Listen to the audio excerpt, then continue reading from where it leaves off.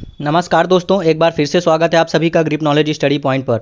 दोस्तों, आज इस वीडियो में हम लोग इतिहास के 50 क्वेश्चंस का प्रैक्टिस करने वाले हैं, जो कि आपके SSC GD, UPSI, SSC MTS, Delhi police और आने वाले सभी एग्जाम्स के लिए महत्वपूर्ण होगी।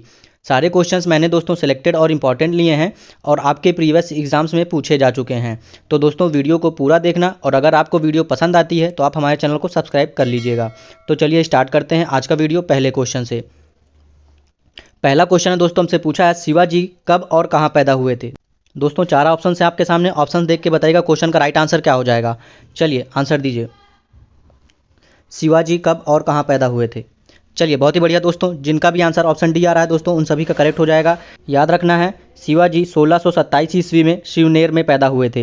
याद रखना है, शिवाजी 1627 ईस्वी में शिवनेर में पैदा हुए थे। चलिए बहुत ही बढ़िया दोस्तों, जिन लोगों ने क्वेश्चन का आंसर ऑप्शन डी दिया है दोस्तों उन सभी का करेक्ट हो जाएगा। चलिए बहुत ही बढ़िया।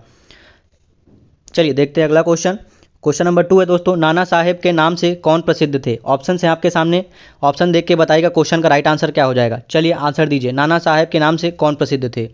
चलिए बहुत ही बढ़िया दोस्तों, जिनका भी आंसर ऑप्शन बी आ रहा है उन सभी का करेक्ट हो जाएगा। याद रखना है, बालाजी बाजीराव नानाजी साहेब के नाम से प्रसिद्ध थे। याद रखना है आप सभी को, बालाजी बाजीराव नानाजी साहेब के नाम से प्रसिद्ध थे। चलिए बहुत ही बढ़िया दोस्तों, जो लोग भी इस क्वेश्चन का आंसर ऑप्शन बी कर रहे हैं उन सभी का करेक्ट हो जाएगा। चलिए बहुत ही बढ़िया।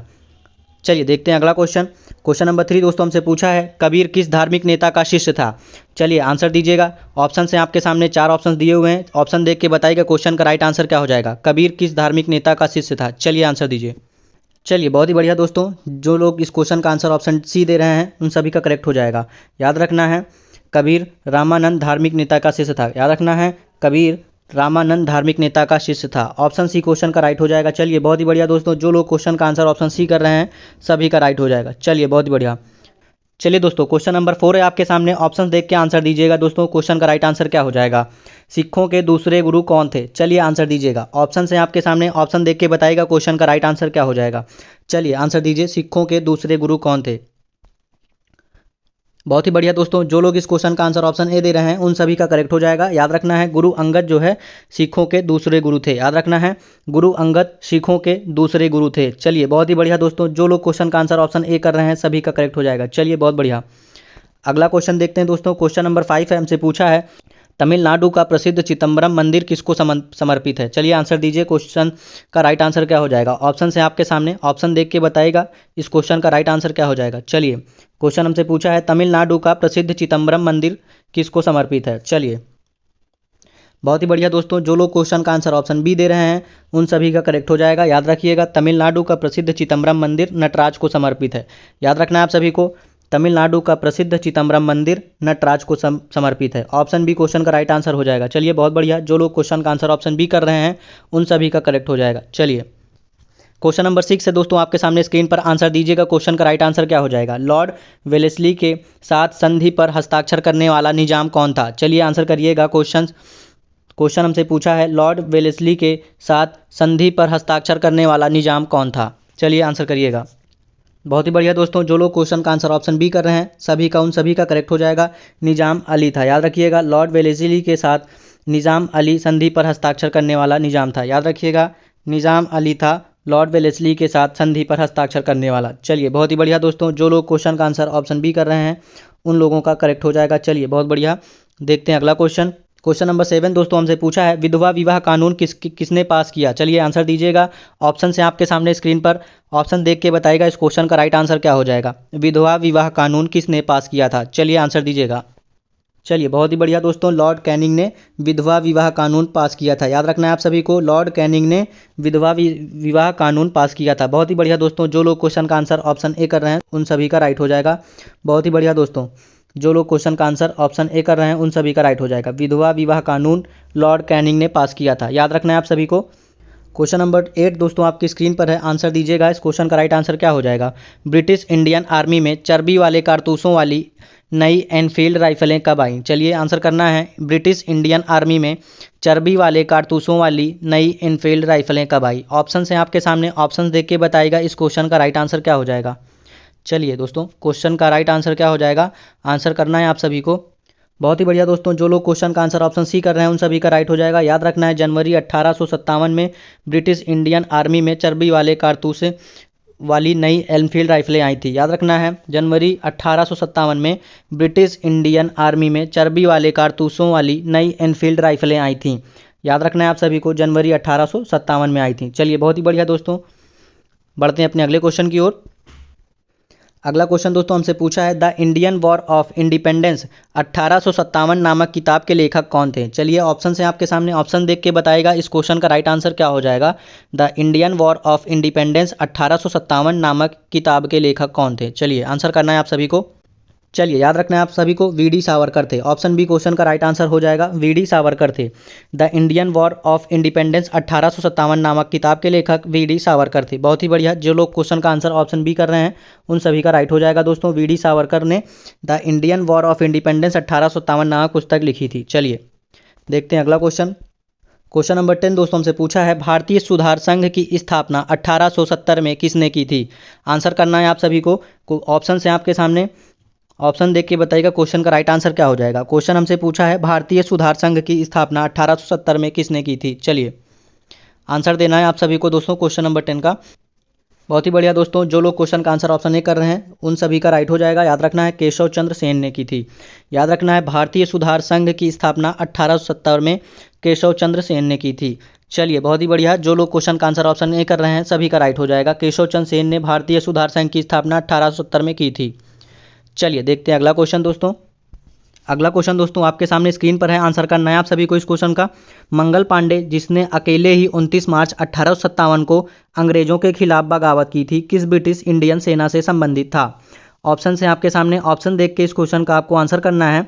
चलिए बताइए इस क्वेश्चन का राइट आंसर क्या हो जाएगा। मंगल पांडे जिसने अकेले ही 29 मार्च 1857 को अंग्रेजों के खिलाफ बगावत की थी, किस ब्रिटिश इंडियन सेना से संबंधित था।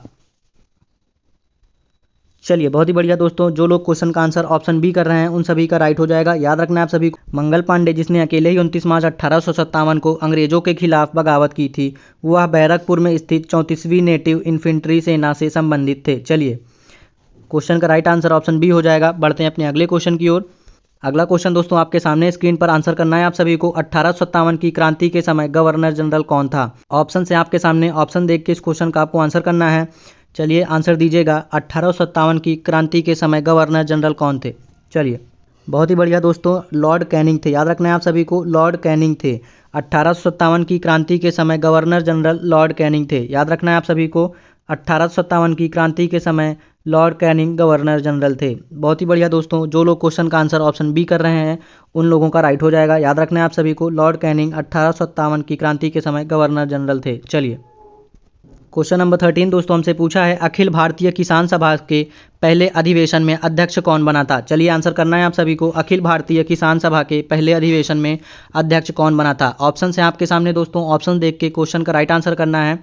चलिए बताइएगा क्वेश्चन का राइट आंसर क्या हो जाएगा। चलिए बहुत ही बढ़िया दोस्तों, जो लोग क्वेश्चन का आंसर ऑप्शन ए कर रहे हैं उन सभी का राइट हो जाएगा। याद रखना है आप सभी को, स्वामी सहजानंद थे। याद रखना है अखिल भारतीय किसान महासभा के पहले अधिवेशन में अध्यक्ष स्वामी सहजानंद थे। याद रखना है स्वामी सहजानंद अध्यक्ष थे। बहुत ही बढ़िया दोस्तों, जो लोग क्वेश्चन का आंसर ऑप्शन ए कर रहे हैं उन सभी का राइट हो जाएगा। चलिए बढ़ते हैं अगले क्वेश्चन की ओर। क्वेश्चन नंबर 14 है दोस्तों आपके सामने स्क्रीन पर, आंसर करना है आप सभी को। सिंधु घाटी सभ्यता की विकसित अवस्था में निम्नलिखित में से किस स्थल से घरों में कुओं के अवशेष मिले हैं। चलिए ऑप्शन है आपके सामने, ऑप्शन देख के इस क्वेश्चन का राइट आंसर करना है आपको। चलिए बताइए, सिंधु घाटी सभ्यता की विकसित अवस्था में निम्नलिखित में से किस स्थल से घरों में कुओं के अवशेष मिले हैं। चलिए बहुत ही बढ़िया दोस्तों, जिन लोगों का आंसर ऑप्शन ए हड़प्पा आ रहा है उन लोगों का राइट हो जाएगा। याद रखना है आप सभी को, हड़प्पा से घरों में कुओं के अवशेष मिले हैं। याद रखना है, हड़प्पा से घरों में कुओं के अवशेष मिले हैं। याद रखना है, ऑप्शन ए क्वेश्चन का राइट आंसर हो जाएगा। चलिए बढ़ते हैं अपने अगले क्वेश्चन की ओर। क्वेश्चन नंबर 15 है दोस्तों हमसे पूछा है अकबर ने सर्वप्रथम वैवाहिक संबंध राजपूतों के किस ग्रह से स्थापित किया था। चलिए आंसर दीजिएगा, अकबर ने सर्वप्रथम वैवाहिक संबंध राजपूतों के किस ग्रह से स्थापित किया था। ऑप्शन है आपके सामने, ऑप्शन देख के क्वेश्चन का राइट आंसर करना है दोस्तों आप सभी को। चलिए आंसर दीजिए। चलिए बहुत ही बढ़िया दोस्तों, जो लोग क्वेश्चन का आंसर ऑप्शन बी कर रहे हैं उन सभी का राइट हो जाएगा। कछवाहों से संबंध था। याद रखना है, अकबर ने सर्वप्रथम वैवाहिक संबंध राजपूतों के कछवाहों से स्थापित किया था। याद रखना है, राजपूतों के कछवाहों से स्थापित किया था। बहुत बढ़िया दोस्तों, जो लोग क्वेश्चन का आंसर ऑप्शन बी कर रहे हैं उन सभी का राइट हो जाएगा। चलिए देखते हैं अगला क्वेश्चन। अगला क्वेश्चन है दोस्तों आपकी स्क्रीन पर, आंसर करिएगा। औरंगजेब ने दक्षिण में जिन 2 राज्यों को विजय किया था वह कौन थे? चलिए ऑप्शन से आपके सामने स्क्रीन पर ऑप्शन देख के बताइएगा इस क्वेश्चन का राइट आंसर क्या हो जाएगा। चलिए बहुत बढ़िया, बीजापुर एवं गोलकुंडा। चलिए जो लोग इस क्वेश्चन का आंसर बीजापुर एवं गोलकुंडा ऑप्शन सी बता रहे हैं उन लोगों का करेक्ट हो जाएगा। याद रखना है औरंगजेब ने दक्षिण में बीजापुर एवं गोलकुंडा को विजय किया था। याद रखना है बीजापुर एवं गोलकुंडा को विजय किया था। चलिए देखते हैं अगला क्वेश्चन। चलिए क्वेश्चन हमसे पूछा है दोस्तों, दिल्ली से दौलताबाद राजधानी के स्थानांतरण का आदेश किसने दिया था? ऑप्शन से आपके सामने ऑप्शन देख के बताइएगा क्वेश्चन का राइट आंसर क्या हो जाएगा। दिल्ली से दौलताबाद राजधानी के स्थानांतरण का आदेश किसने दिया था? चलिए बहुत ही बढ़िया दोस्तों, जो लोग क्वेश्चन का आंसर ऑप्शन डी दे रहे हैं उन सभी का करेक्ट हो जाएगा। याद रखना है आप सभी को सुल्तान मोहम्मद बिन तुगलक ने दिया था। दिल्ली से दौलताबाद राजधानी के स्थानांतरण का आदेश सुल्तान मोहम्मद बिन तुगलक ने दिया था। चलिए बढ़ते हैं अपने अगले क्वेश्चन की ओर। अगला क्वेश्चन दोस्तों, हंटर कमीशन की रिपोर्ट में विकास पर विशेष जोर दिया गया था। चलिए ऑप्शन से आपके सामने ऑप्शन देख के बताइएगा इस क्वेश्चन का राइट आंसर क्या हो जाएगा। हंटर कमीशन की रिपोर्ट में विकास पर विशेष जोर दिया गया था। चलिए याद रखना है आप सभी को प्राथमिक शिक्षा पर जोर दिया गया था। याद रखना है आप सभी को प्राथमिक शिक्षा को जोर दिया गया था। हंटर कमीशन की रिपोर्ट में प्राथमिक शिक्षा को विशेष जोर दिया गया था। याद रखना है प्राथमिक शिक्षा पर विशेष जोर दिया गया था। चलिए बहुत बढ़िया, जो लोग क्वेश्चन का आंसर ऑप्शन सी कर रहे हैं उन सभी का राइट हो जाएगा। याद रखना है आप सभी को प्राथमिक शिक्षा पर विशेष जोर दिया गया था। क्वेश्चन नंबर 19 दोस्तों आपके सामने स्क्रीन पर आंसर करिएगा इस क्वेश्चन का आंसर क्या हो जाएगा। आगरा शहर की स्थापना किसने की थी? ऑप्शन से आपके सामने आंसर करिएगा क्वेश्चन का राइट आंसर क्या हो जाएगा। आगरा शहर की स्थापना किसने की थी? बहुत ही बढ़िया दोस्तों, जो लोग क्वेश्चन का आंसर ऑप्शन डी कर रहे हैं उन सभी का राइट हो जाएगा। सिकंदर लोदी ने की थी। आगरा शहर की स्थापना सिकंदर लोदी ने की थी। चलिए बहुत ही बढ़िया दोस्तों। चलिए अगला क्वेश्चन दोस्तों, बंगाल की निम्नलिखित फैक्ट्रियों में से एक जो पुर्तगालियों द्वारा स्थापित की गई थी वह थी। ऑप्शन से आपके सामने ऑप्शन देख के बताइएगा इस क्वेश्चन का राइट आंसर क्या हो जाएगा। बंगाल की निम्नलिखित फैक्ट्रियों में से एक जो पुर्तगालियों द्वारा स्थापित की गई थी वह कौन सी थी? चलिए आंसर करिएगा। चलिए याद रखिएगा हुगली फैक्ट्री थी। याद रखिएगा ऑप्शन सी क्वेश्चन का राइट आंसर हो जाएगा, हुगली फैक्ट्री थी। याद रखना है पुर्तगालियों द्वारा स्थापित की गई थी जो फैक्ट्री वह हुगली फैक्ट्री थी। ऑप्शन सी क्वेश्चन का राइट आंसर हो जाएगा। चलिए देखते हैं अगला क्वेश्चन दोस्तों। अगला क्वेश्चन दोस्तों हमसे पूछा है, त्रिरत्न सिद्धांत सम्यक दर्शन सम्यक ज्ञान सम्यक आचरण जिस धर्म की महिमा है वह कौन सा है? चलिए आंसर करिएगा। सम्यक दर्शन सम्यक ज्ञान सम्यक आचरण किस धर्म से संबंधित है? चलिए आंसर करिएगा। बहुत ही बढ़िया दोस्तों, जो लोग क्वेश्चन का आंसर ऑप्शन सी कर रहे हैं उन सभी का राइट हो जाएगा। जैन धर्म से संबंधित है। याद रखना है त्रिरत्न सिद्धांत सम्यक दर्शन सम्यक ज्ञान सम्यक आचरण जैन धर्म की महिमा है। चलिए ऑप्शन सी क्वेश्चन का राइट आंसर हो जाएगा। चलिए बढ़ते हैं अपने अगले क्वेश्चन की ओर। चलिए क्वेश्चन नंबर 22 है दोस्तों, भारत में द्वैध शासन प्रारंभ किया गया था। ऑप्शन से आपके सामने ऑप्शन देख के बताइएगा इस क्वेश्चन का राइट आंसर क्या हो जाएगा। भारत में द्वैध शासन प्रारंभ किया गया था। चलिए आंसर दीजिएगा क्वेश्चन का क्या हो जाएगा राइट। चलिए बहुत ही बढ़िया दोस्तों, जो लोग क्वेश्चन का आंसर ऑप्शन ए कर रहे हैं उन सभी का राइट हो जाएगा। याद रखना है आप सभी को गवर्नमेंट ऑफ इंडिया एक्ट 1935 से भारत में द्वैध शासन प्रारंभ किया गया था। याद रखना है आप सभी को गवर्नमेंट ऑफ इंडिया एक्ट 1935 से भारत में द्वैध शासन प्रारंभ किया गया था। ऑप्शन ए जो लोग क्वेश्चन का आंसर कर रहे हैं उन सभी का राइट हो जाएगा। याद रखना है आप सभी को गवर्नमेंट ऑफ इंडिया एक्ट से भारत में द्वैध शासन प्रारंभ किया गया था। चलिए बहुत ही बढ़िया दोस्तों, बढ़ते हैं अपने अगले क्वेश्चन की ओर। अगला क्वेश्चन दोस्तों हमसे पूछा है, पूना पैक्ट पर हस्ताक्षर किसने किए थे? ऑप्शन से आपके सामने ऑप्शन देख के बताइएगा इस क्वेश्चन का राइट आंसर क्या हो जाएगा। पूना पैक्ट पर हस्ताक्षर किसने किए थे? चलिए आंसर दीजिएगा क्वेश्चन नंबर 23 का। चलिए याद रखना है आप सभी को गांधी जी एवं अंबेडकर ने पूना पैक्ट पर हस्ताक्षर किए थे। याद रखना है गांधी जी एवं अंबेडकर ने पूना पैक्ट पर हस्ताक्षर किए थे। याद रखना है आप सभी को दोस्तों ऑप्शन डी क्वेश्चन का राइट आंसर हो जाएगा। गांधी जी एवं अंबेडकर ने पूना पैक्ट पर हस्ताक्षर किए थे। चलिए जो लोग भी इस क्वेश्चन का आंसर ऑप्शन डी कर रहे हैं उन सभी का करेक्ट हो जाएगा। चलिए बहुत ही बढ़िया दोस्तों, बढ़ते हैं अपने अगले क्वेश्चन की ओर। चलिए दोस्तों अगला क्वेश्चन आपके सामने स्क्रीन पर आंसर करिएगा। निम्नलिखित में से किसने सल्तनत काल में प्रचलित डाक व्यवस्था का विस्तृत विवरण दिया था? चलिए ऑप्शन से आपके सामने ऑप्शन देख के बताइएगा इस क्वेश्चन का राइट आंसर क्या हो जाएगा। निम्नलिखित में से किसने सल्तनत काल में प्रचलित डाक व्यवस्था का विस्तृत विवरण दिया था? चलिए बहुत ही बढ़िया दोस्तों, जो लोग इस क्वेश्चन का आंसर ऑप्शन डी कर रहे हैं उन सभी का राइट हो जाएगा। जियाउद्दीन बर्नी ने दिया था। याद रखना आप सभी को जियाउद्दीन बर्नी ने सल्तनत काल में प्रचलित डाक व्यवस्था का विस्तृत विवरण दिया है। चलिए ऑप्शन डी क्वेश्चन का राइट आंसर हो जाएगा दोस्तों। चलिए बहुत ही बढ़िया, बढ़ते हैं अपने अगले क्वेश्चन की ओर। अगला क्वेश्चन दोस्तों आपके सामने स्क्रीन पर आंसर करना है आप सभी को। गांधी जी ने अपना प्रथम सत्याग्रह कब आरंभ किया था? ऑप्शन से आपके सामने, ऑप्शन देख के बताइएगा इस क्वेश्चन का राइट आंसर क्या हो जाएगा। गांधी जी ने अपना प्रथम सत्याग्रह कब आरंभ किया था? चलिए आंसर दीजिएगा आप सभी। चलिए बहुत ही बढ़िया दोस्तों, जो लोग क्वेश्चन का आंसर ऑप्शन सी कर रहे हैं उन सभी का राइट हो जाएगा। याद रखना है आप सभी को, मजदूरों को कम मजदूरी दिए जाने के विरुद्ध गांधी जी ने अपना प्रथम सत्याग्रह आंदोलन आरंभ किया था। ऑप्शन सी क्वेश्चन का राइट आंसर हो जाएगा। चलिए बहुत ही बढ़िया दोस्तों, जो लोग क्वेश्चन का आंसर ऑप्शन सी कर रहे हैं उन सभी का राइट हो जाएगा। चलिए अगला क्वेश्चन दोस्तों आपके सामने है, आंसर करिएगा आप सभी। निम्नलिखित में से किसने असहयोग आंदोलन के दौरान विदेशी कपड़ों को जलाया जाना एक निष्ठुर बर्बादी बताया था? चलिए आंसर करना है आप सभी को। निम्नलिखित में से किसने असहयोग आंदोलन के दौरान विदेशी कपड़ों को जलाया जाना एक निष्ठुर बर्बादी बताया था? चलिए आंसर करिएगा आप सभी। चलिए बहुत ही बढ़िया दोस्तों, ऑप्शन डी क्वेश्चन का राइट आंसर हो जाएगा। चलिए, रविन्द्रनाथ टैगोर ने विदेशी कपड़ों को जलाया जाना एक निष्ठुर बर्बादी बताया था। चलिए ऑप्शन डी क्वेश्चन का राइट आंसर हो जाएगा। बहुत ही बढ़िया दोस्तों, जो लोग क्वेश्चन का आंसर ऑप्शन डी कर रहे हैं उन सभी का राइट हो जाएगा। चलिए देखते हैं अगला क्वेश्चन। क्वेश्चन नंबर 27 दोस्तों हमसे पूछा है, शिवाजी मुगलों की कैद से भागने के समय कौन से नगर में कैद थे? ऑप्शन से आपके सामने दोस्तों, ऑप्शन देख के क्वेश्चन का राइट आंसर करना है आप सभी को। शिवाजी मुगलों की कैद से भागने के समय कौन से नगर में कैद थे?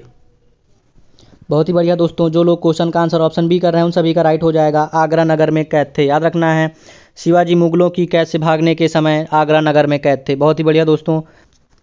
चलिए अगला क्वेश्चन दोस्तों आपके सामने स्क्रीन पर आंसर करिएगा। बक्सर के युद्ध के समय दिल्ली का शासक कौन था? चलिए ऑप्शन से आपके सामने, ऑप्शन देख के बताइएगा क्वेश्चन का राइट आंसर क्या हो जाएगा। बक्सर के युद्ध के समय दिल्ली का शासक कौन था? चलिए आंसर दीजिए। चलिए बहुत ही बढ़िया दोस्तों, शाह आलम द्वितीय था। जो लोग क्वेश्चन का आंसर ऑप्शन डी कर रहे हैं उन सभी का राइट हो जाएगा दोस्तों। बक्सर के युद्ध के समय दिल्ली का शासक शाह आलम द्वितीय था। चलिए बहुत ही बढ़िया दोस्तों।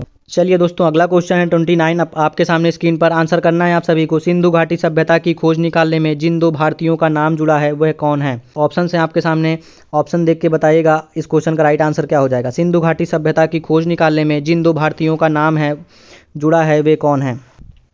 चलिए बहुत ही बढ़िया दोस्तों, जो लोग क्वेश्चन का आंसर ऑप्शन ए कर रहे हैं उन सभी का राइट हो जाएगा। याद रखना है आप सभी को, राखलदास बनर्जी तथा दयाराम साहनी हैं।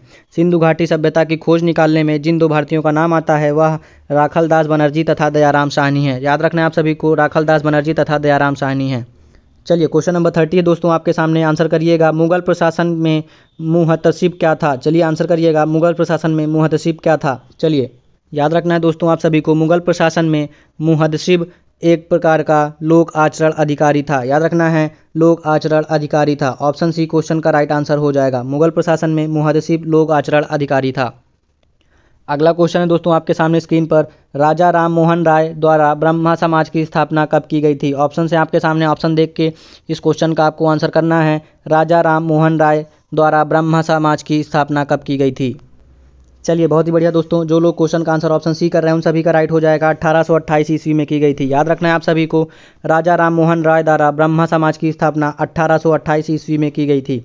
बहुत ही बढ़िया क्वेश्चन है दोस्तों, याद रखना है आप सभी को, राजा राम मोहन राय द्वारा ब्रह्मा समाज की स्थापना 1828 ईस्वी में की गई थी। चलिए अगला क्वेश्चन दोस्तों, क्वेश्चन नंबर 32 हमसे पूछा है, अनुशीलन समिति क्या थी? चलिए ऑप्शन से आपके सामने, ऑप्शन देख के क्वेश्चन का राइट आंसर करना है आप सभी को। अनुशीलन समिति क्या थी? चलिए बहुत ही बढ़िया दोस्तों, जो लोग क्वेश्चन का आंसर ऑप्शन डी कर रहे हैं उन सभी का राइट हो जाएगा। याद रखना है आप सभी को, अनुशीलन समिति एक क्रांतिकारी संगठन थी। याद रखना है, अनुशीलन समिति एक क्रांतिकारी संगठन थी। ऑप्शन डी क्वेश्चन का राइट आंसर हो जाएगा। क्वेश्चन नंबर 33 है दोस्तों, महात्मा बुद्ध ने अपना पहला धर्मचक्र परिवर्तन किस स्थान पर दिया था? चलिए आंसर करना है दोस्तों, ऑप्शन से आपके सामने, ऑप्शन देख के बताइएगा इस क्वेश्चन का राइट आंसर क्या हो जाएगा। महात्मा बुद्ध ने अपना पहला धर्मचक्र परिवर्तन किस स्थान पर दिया था? चलिए आंसर दीजिए। चलिए बहुत ही बढ़िया दोस्तों, जिनका भी आंसर ऑप्शन बी आ रहा है उन सभी का राइट हो जाएगा। महात्मा बुद्ध ने अपना पहला धर्मचक्र परिवर्तन सारनाथ में दिया था। चलिए याद रखना है आप सभी को, सारनाथ में महात्मा बुद्ध ने अपना पहला धर्मचक्र परिवर्तन दिया था। चलिए बहुत ही बढ़िया। क्वेश्चन नंबर 34 है दोस्तों आपके सामने, आंसर करिएगा इस क्वेश्चन का राइट आंसर क्या हो जाएगा। नंद वंश के पश्चात मगध पर किस राजवंश ने शासन किया? चलिए आंसर करिएगा, नंद वंश के पश्चात मगध पर किस राजवंश ने शासन किया था? चलिए बहुत ही बढ़िया दोस्तों, जो लोग इस क्वेश्चन का आंसर ऑप्शन ए कर रहे हैं उन सभी का राइट हो जाएगा।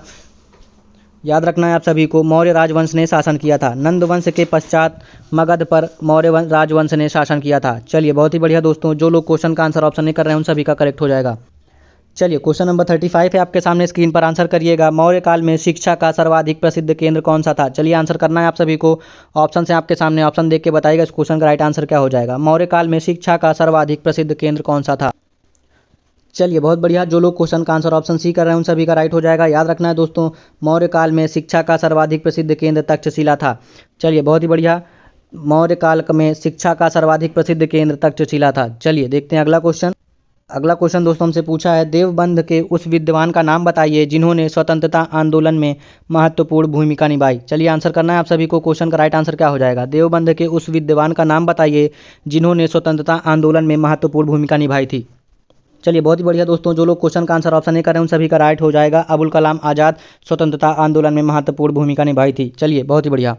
चलिए अगला क्वेश्चन दोस्तों आपके सामने है, आंसर करिएगा इस क्वेश्चन का राइट आंसर क्या हो जाएगा। अमृत बाजार पत्रिका की स्थापना किसने की थी? चलिए आंसर करिएगा, अमृत बाजार पत्रिका की स्थापना किसने की थी? बहुत ही बढ़िया दोस्तों, जो लोग क्वेश्चन का आंसर ऑप्शन डी कर रहे हैं उन सभी का राइट हो जाएगा। शिशिर कुमार घोष ने की थी। अमृत बाजार पत्रिका की स्थापना शिशिर कुमार घोष ने की थी।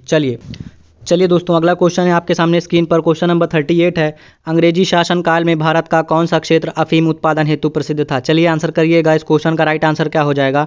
अंग्रेजी शासनकाल में भारत का कौन सा क्षेत्र अफीम उत्पादन हेतु प्रसिद्ध था? चलिए बहुत ही बढ़िया दोस्तों, जो लोग क्वेश्चन का आंसर ऑप्शन ए कर रहे हैं उन सभी का राइट हो जाएगा। बिहार था। अंग्रेजी शासनकाल में भारत का बिहार क्षेत्र अफीम उत्पादन के लिए प्रसिद्ध था। याद रखना है आप सभी को, अंग्रेजी शासनकाल में भारत का बिहार क्षेत्र अफीम उत्पादन हेतु प्रसिद्ध था। चलिए बहुत ही बढ़िया। चलिए दोस्तों क्वेश्चन नंबर 39 है आपके सामने, स्क्रीन पर आंसर करिएगा। निष्क्रिय विरोध के सिद्धांत का प्रतिपादन किसने किया था? निष्क्रिय विरोध के सिद्धांत का प्रतिपादन किसने किया था? चलिए आंसर करिएगा। ऑप्शन से आपके सामने, ऑप्शन देख के बताइएगा इस क्वेश्चन का राइट आंसर क्या हो जाएगा। निष्क्रिय विरोध के सिद्धांत का प्रतिपादन किसने किया था? चलिए बहुत ही बढ़िया दोस्तों, जो लोग क्वेश्चन का आंसर ऑप्शन डी कर रहे हैं उन सभी का राइट हो जाएगा। याद रखना है, अरविंद घोष ने किया था। निष्क्रिय विरोध के सिद्धांत का प्रतिपादन अरविंद घोष ने किया था। चलिए बहुत बढ़िया। चलिए दोस्तों अगला क्वेश्चन है आपके सामने, स्क्रीन पर आंसर करिएगा। दिल्ली में कौन सा ऐतिहासिक स्मारक भारतीय तथा फारसी वास्तुकला शैली का उदाहरण है? ऑप्शन से आपके सामने, ऑप्शन देख के क्वेश्चन आंसर करना है आप सभी को दोस्तों। दिल्ली में कौन सा ऐतिहासिक स्मारक भारतीय तथा फारसी वास्तुकला का शैली का उदाहरण है? बहुत ही बढ़िया दोस्तों, जो लोग क्वेश्चन का आंसर ऑप्शन सी कर रहे हैं उन सभी का राइट हो जाएगा। याद रखना है, हुमायूं का मकबरा भारतीय तथा फारसी वास्तुकला शैली का उदाहरण है। याद रखना है, हुमायूं का मकबरा भारतीय तथा फारसी वास्तुकला शैली का उदाहरण है। चलिए क्वेश्चन नंबर 41 है दोस्तों, किस हड़प्पा संस्कृति स्थल से खुदाई में घोड़े की अस्थियां प्राप्त हुई हैं?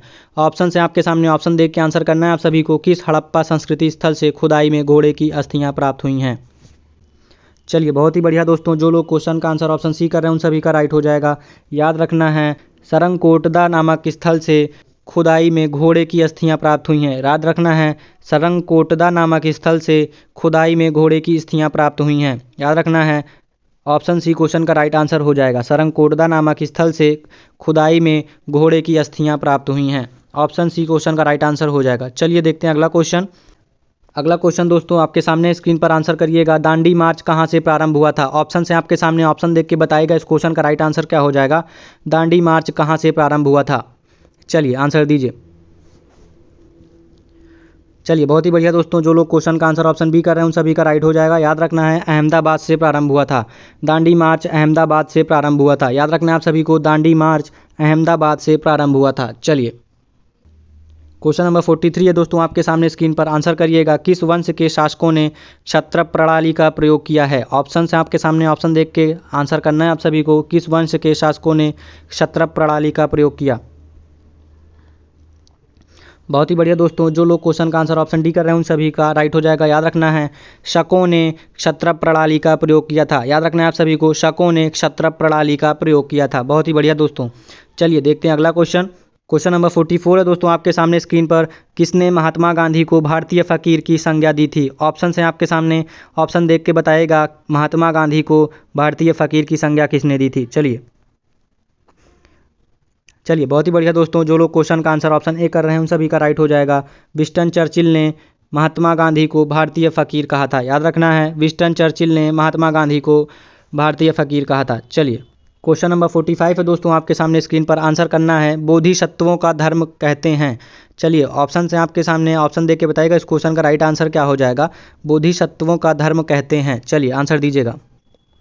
चलिए बहुत ही बढ़िया दोस्तों, महायान को कहते हैं। जो लोग इस क्वेश्चन का आंसर ऑप्शन बी कर रहे हैं उन सभी का राइट हो जाएगा। याद रखना है बोधिसत्वों का धर्म महायान को कहा जाता है। चलिए बहुत ही बढ़िया।